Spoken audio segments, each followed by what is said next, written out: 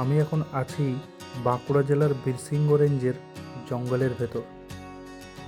এখান থেকে সোজা চলে যাব ধানসিমলা ও বনপারুলের দিকে।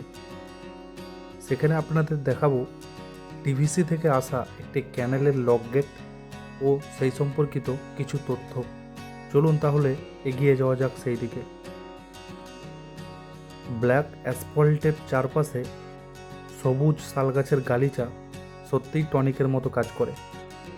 আমাদের বাইক দুরন্ত গতিতে বনপারুলের দিকে ছুটে চলেছে।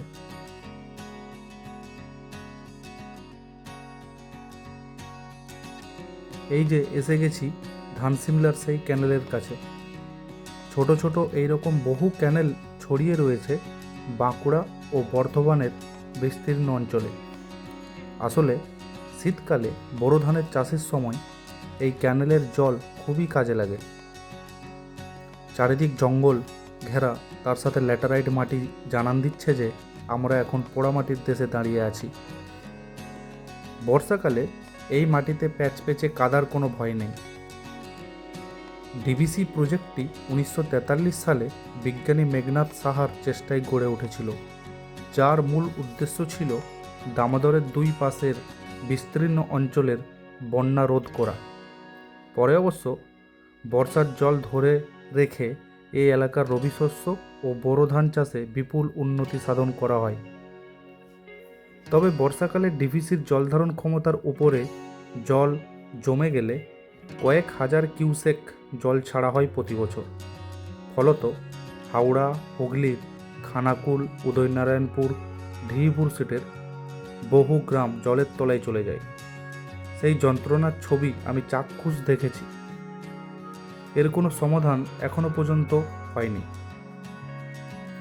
মাইথন বা পাঞ্চেত জলাধার ডিভিসি প্রজেক্টেরই অন্তর্ভুক্ত। প্রতি বছর বহু পর্যটক সেখানে ভিড় জমায়। সেই সব দিক বিচার করলে ডিভিসি দ্বারা ঝাড়খণ্ড ও পশ্চিমবঙ্গের বহু মানুষ উপকৃত হয়েছেন।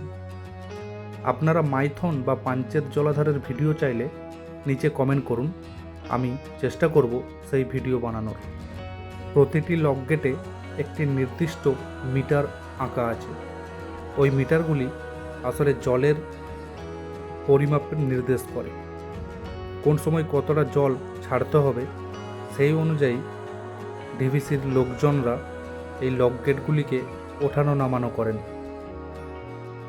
তা এখন খুব বেশি জলের প্রয়োজন নেই, তাই বেশ কিছু লক গেট বন্ধই আছে।